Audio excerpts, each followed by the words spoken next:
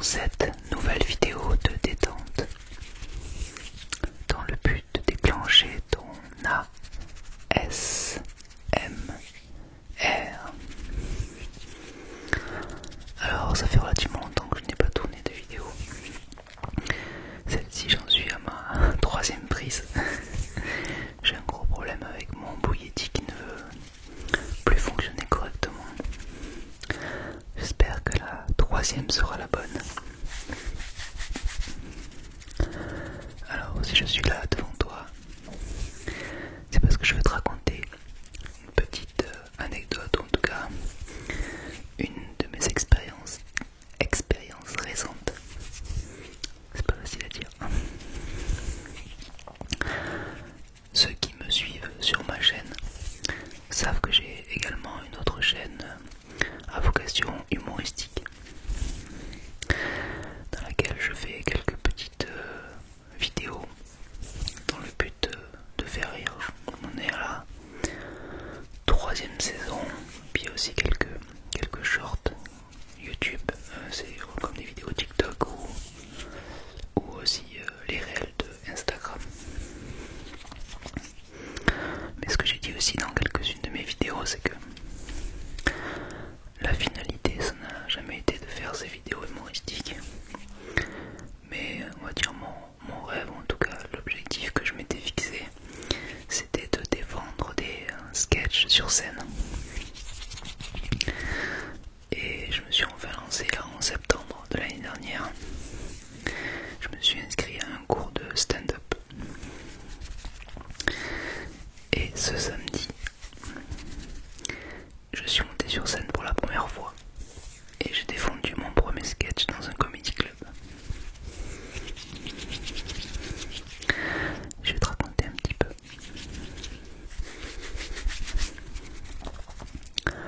Alors déjà, j'avais pas mal d'appréhension. Parce que ce qu'il faut savoir, et d'ailleurs, moi je m'en étais pas forcément rendu compte au départ, c'est que c'est relativement difficile quand même comme exercice de faire les cours de stand-up. Parce qu'en fait, tu passes ton temps à te produire devant tes camarades. Et au bout d'un moment, après avoir vu plein de fois ta prestation, donc les premières fois tu enrichis un petit peu tes vannes, tu les peaufines et tout, c'est ça l'objectif. Mais au bout d'un moment, les ajouts deviennent de moins en moins importants et tu es plutôt dans le simple peaufinage. Et donc du coup tu te retrouves face à des personnes qui ont déjà vu 6, 7, 8 fois ton sketch. Et donc bien qu'elles soient très bienveillantes, au bout d'un moment, évidemment elles ne rient plus aux blagues. Moi-même quand je vois les autres au bout de la 10e fois, même si c'est très drôle de prime abord, je connais tous les ressorts, évidemment je rigole plus. Donc c'est un exercice qui est très compliqué, parce que tu te prépares à monter sur scène, quelque chose que tu n'as jamais fait. Et tu n'es pas forcément beaucoup mis en confiance, puisqu'à chaque fois que tu montes sur la scène du cours, t'as plus personne qui rigole. Donc j'en menais vraiment pas large. Faut dire que j'étais vraiment très stressé, beaucoup d'appréhension. C'était ce samedi là. Toute la journée, voilà. J'ai pas été très tendre avec ma famille. Et puis finalement, voilà, j'ai eu très très grosse pression au moment de monter sur scène. Et puis après ça s'est dissipé, ça s'est transformé, une sorte de forme d'adrénaline. Et pour répondre à la question, oui j'ai kiffé. C'était vraiment une question que je me posais, puisque voilà, c'est quand même du coup des sacrifices, que c'est quand même assez compliqué en fait d'être toujours dans cette logique de représentation. Au moment de monter sur scène, pendant les cours, après évidemment, c'est aussi très, très sympa de suivre les autres, il y a beaucoup de bonne humeur, on rigole beaucoup, donc c'est pas un calvaire, hein, c'est pas ce que je dis, mais le moment où toi, donc moi où je montais sur scène, pendant les cours, au bout d'un moment, c'est un vrai exercice qui est compliqué. Et donc je me posais la question, est-ce que ça en vaut la peine? Est-ce qu'à un moment donné, ces sacrifices-là, est-ce qu'après, du coup, ça se transforme au moment de monter sur scène et c'est le kiff? Donc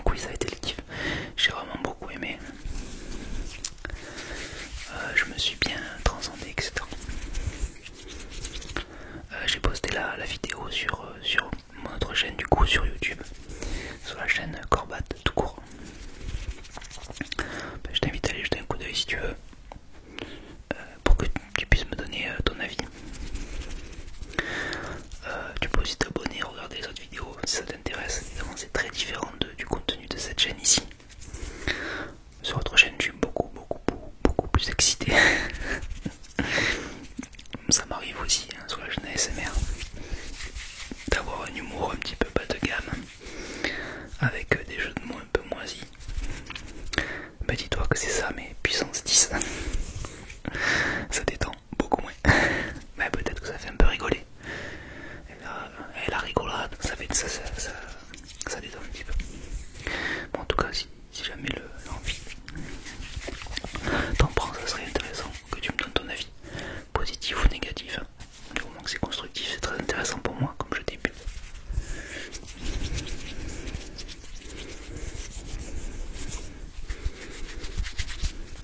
Alors l'essai s'est transformé, voilà, je suis très content. J'ai fait mon baptême du feu. La pression que je ressentais au démarrage, bah, du coup voilà, elle s'est transformée en cette forme d'adrénaline. J'étais dans un état relativement second. Donc bon, c'était pas non plus l'interaction totale que je souhaitais avoir avec le public, mais pour une première fois c'était quand même relativement pas mal. Je suis quand même assez content, même si c'est pas parfait. Et qu'en me revoyant, je vois que les bugs et les petits défauts d'allocution et les défauts de langage, ou les tics un petit peu nerveux. Mais dans l'ensemble, je suis content, j'ai eu quelques rires, même certains éclats de rire. D'ailleurs, sur les vannes les plus moisies, mais c'est souvent celles qui me font rire à moi, donc j'étais content qu'elles fassent rire aussi le public. Donc non, j'étais content, voilà, j'ai eu mon lot de rire et c'est vrai que ça galvanise. Et c'est ça que je voulais aussi voir, parce que moi par exemple il y a des moments où je me sens drôle et je sais que je vais être drôle. Et voilà, par exemple en soirée ou quoi, bon, c'est pas forcément lié à l'alcool, hein, peut-être un peu des fois, mais non, il y a cet état d'esprit, là, cette énergie que l'on a parfois. On se dit là, je suis dans un bon état d'esprit, je suis dans un bon mood, je vais être drôle, et souvent ça marche, t'es drôle. Sauf que moi j'arrive pas à le commander. Je pense que c'est pareil pour toi, je pense que c'est pareil pour tout le monde, ça se commande pas trop. Peut-être qu'il y en a qui ont des techniques un peu pour se mettre dans certaines prédispositions, mais en tout cas moi c'est pas mon cas, j'y arrive pas. Donc quand je fais mes cours de stand-up, ben voilà, c'est après, c'est un soir de semaine, donc c'est après une journée bien remplie de travail, et j'arrive pas à commander ce mood là de me dire allez c'est le moment. Et j'avais peur de me dire, en tout cas je me questionnais plutôt de me dire, est-ce que le fait de monter sur scène, est-ce que cette énergie va m'être donnée par le public? Et c'est plutôt ce qui s'est passé, voilà. J'ai ressenti cette énergie, j'y suis allé très positif évidemment. Et après je me suis nourri des premiers rires, mais je me suis aussi nourri, en fait aussi les gens ils sont plutôt bienveillants dans l'ensemble. Ils viennent à un comedy club, ce qu'ils veulent c'est rigoler. Donc ils sont dans cet état d'esprit, une certaine forme d'attente. Donc si tu leur donnes un petit peu de pain à manger, ils vont le prendre, voilà. Enfin en tout cas moi c'est comme ça que je l'ai ressenti. Et puis c'est un comedy club, c'est une petite salle qui est ouverte, surtout pour ceux qui sont de l'école. Donc enfin, c'est ouvert à tout le monde, mais je veux dire il y a plutôt les familles. Il y a quelques gens qui passent par là, qui ont vu la lumière, mais c'est quand même la plupart du temps des gens qui viennent soutenir d'autres. Donc ils sont déjà dans un état d'esprit un peu bienveillant. Donc je pense que pour une première fois c'était plutôt un bon endroit où me produire. Et donc j'ai ressenti cette énergie. Alors je sais pas si ça veut dire que je vais le ressentir à chaque fois, mais en tout cas cette fois-ci je l'ai ressenti, ça m'a galvanisé, ça m'a nourri. Et c'est ce qui m'a permis de prendre du plaisir quand même. J'aurais pu en prendre plus, j'aurais pu interagir plus avec le public, mais j'ai eu 2-3 interactions à un moment donné en sortant un petit peu de mon texte qui m'ont permis de vraiment kiffer, de toucher du doigt ce que c'était vraiment la scène. Donc voilà, très très positif. Peut-être le début d'une nouvelle aventure, en tout cas ça m'a donné envie de poursuivre. Et d'aller enfin vers un nouveau sketch. Ça fait 6 mois que je travaille ce premier sketch, bon, qui avait été beaucoup modulé, qui est un peu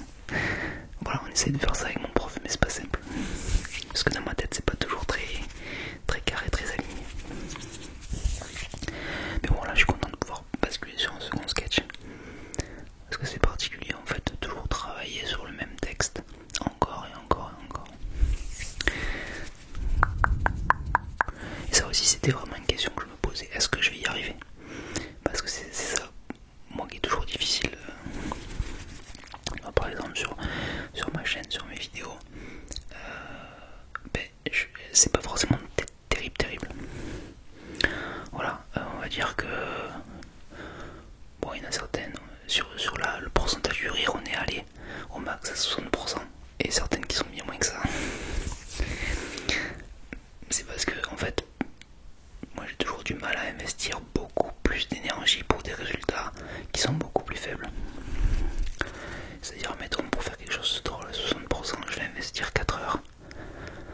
Si je veux faire un truc qui est drôle à 65%, après ça devient logarithmique, ça veut dire qu'il faut que j'investisse 8 heures, après 16 heures pour être à 70, etc. Donc je vois pas forcément les fruits du travail, et j'ai l'impression toujours de faire la même chose, de faire la même chose, de faire la même chose. Et ça, c'est quelque chose qui est très difficile pour moi.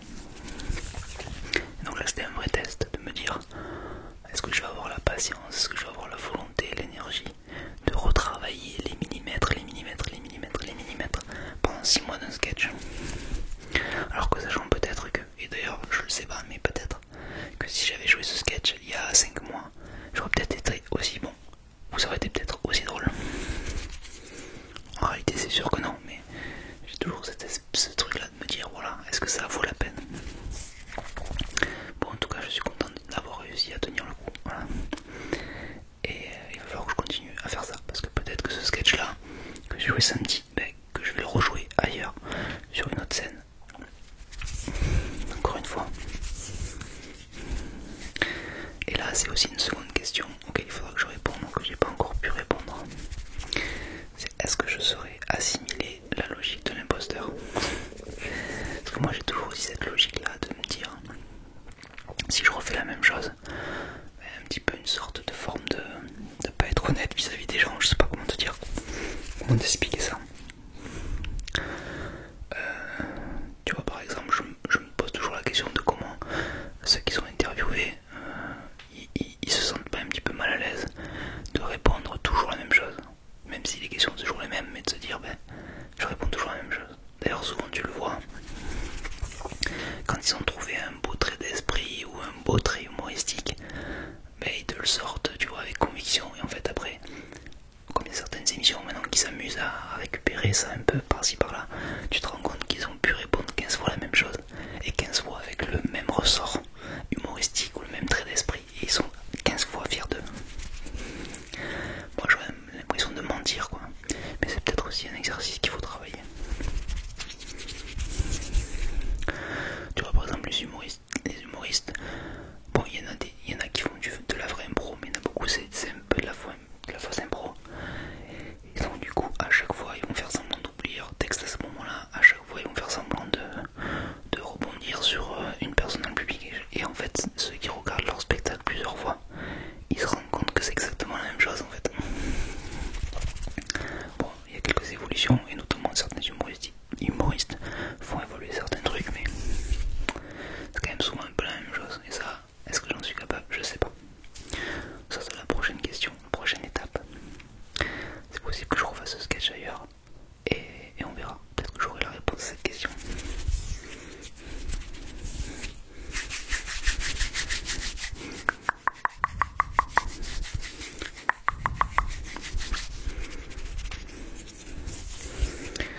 Qu'est-ce que je voulais te dire aussi?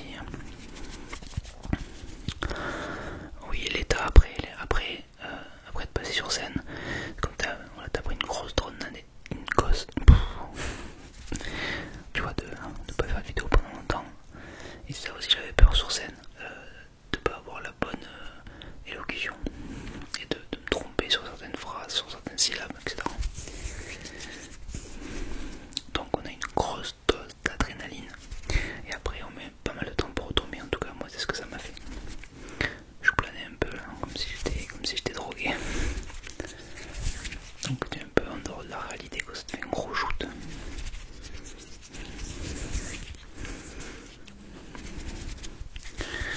Et puis les personnes qui sont venues me voir m'ont plutôt donné des retours positifs, ce qui est relativement, c'est pas que c'est rare, mais disons que sur mes vidéos, comme elles sont pas, il n'y en a pas beaucoup qui sont terribles, j'ai pas beaucoup de retours. Voilà. J'en ai quelques-uns qui me soutiennent et qui aiment beaucoup pratiquement tout ce que je fais. Il n'y en a pas beaucoup, mais il y en a quelques-uns, et d'ailleurs s'ils passent par là, je vous embrasse.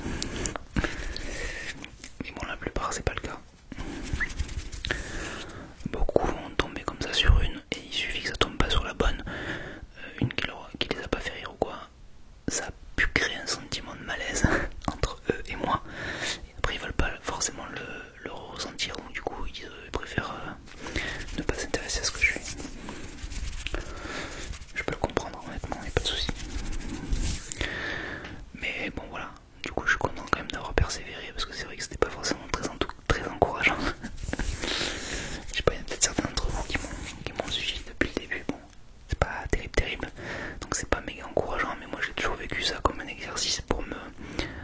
forcer en fait à faire des étapes, et en fait de le partager, ça te met aussi une certaine pression pour à un moment donné progresser à chaque fois. Et voilà, moi j'ai besoin de ça aussi, donc je sais pas, je me donne des coups de pied au cul à moi-même en fait. Et donc c'est un petit peu ce processus là qui m'aide à continuer à persévérer. Et du coup avoir pu faire cet exercice là, je suis très content de l'avoir fait. Et peut-être de continuer dans cette voie. Alors j'ambitionne pas de devenir le nouveau Gad Elmaleh, hein, bien sûr. Mais pourquoi pas d'écrire, de faire quelques scènes par-ci par-là. C'est quelque chose qui pourrait comment dire, vraiment m'aider à m'épanouir. Comme une façon de... C'est aussi pour ça que je m'étais lancé dans la SMR, de créer quelque chose, d'avoir quelque chose à défendre, je sais pas comment expliquer, c'est un peu particulier. Est-ce que c'est de la mégalomanie? Je sais pas, il y a peut-être une part de ça, mais c'est plutôt le fait de... On est tous dans une sorte de forme de quête d'immortalité quelque part un peu. Mais à une toute petite échelle, c'est de créer quelque chose et de le défendre et d'y mettre une part de soi en fait. C'est pour ça qu'on dit artiste ASMR, c'est pour ça que voilà, faire du stand-up, il y a une certaine forme, on est des artistes en fait à un moment donné parce qu'on produit quelque chose, qu'on le propose et on a mis un petit peu de nous à l'intérieur. Je pense qu'il y a beaucoup d'artistes sans vraiment dire qu'ils le sont, mais parce que dans la vie on fait souvent ça, mais sauf que là bon voilà, c'est une façon un petit peu plus comment dire concrète de le faire.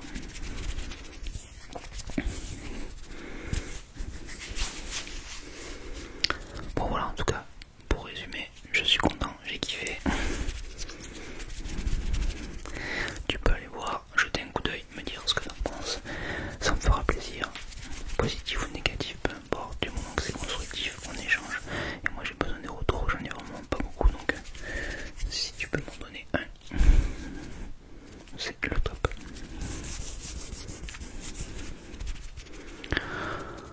Maintenant on va quand même faire un petit peu de relaxation,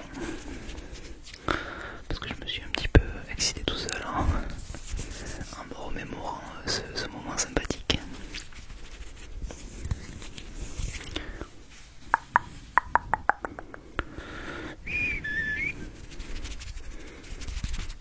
Ah, dans mon sketch, ça part dans tous les sens. À un moment donné, je traite le public de crochu. Après, je leur dis que je suis un peu comme... tout ça, c'est rôle de compagnon. Je parle de plein d'anecdotes pour économiser de l'argent, trucs de crochu, des tickets resto, ce genre de conneries. Mais en fait, à la base, je dis que je vais raconter une histoire, une anecdote. C'est qu'à un moment donné, j'étais devenu le seul prêtre à marier les couples homosexuels. Donc après, je fais un faux prêtre qui est là pour arnaquer un couple d'homosexuels féminines. C'est n'importe quoi, ça vole pas bien haut. C'est avec plein de jeux de mots. Toujours avec plusieurs degrés quoi. J'aime bien à chaque fois que quand j'écris quelque chose, il y a plusieurs degrés d'analyse. Alors voilà, mon humour il peut être caractérisé principalement de bof avec des jeux de mots moisis. Mais ça c'est la première lecture. Et après il y a deuxième, troisième, quatrième lecture. Bon, même si c'est la première lecture qui est souvent prépondérante, je suis pas non plus un génie. Mais j'aime bien avoir une deuxième lecture, voilà, avec un humour un peu plus fin, une troisième lecture avec un petit peu de culture, et une quatrième lecture qui vient mixer tout ça un petit peu. Alors ça c'est mon objectif, c'est pas toujours le cas. Mais par exemple quand je travaille sur des jeux de mots, parfois on est sur des doubles ou triples jeux de mots imbriqués. Ce qui est drôle c'est que je pense qu'il y a que moi qui est capable de rire à l'intégralité de tout ce que j'écris. Parce que voilà, mais certains vont capter certains trucs à certains moments.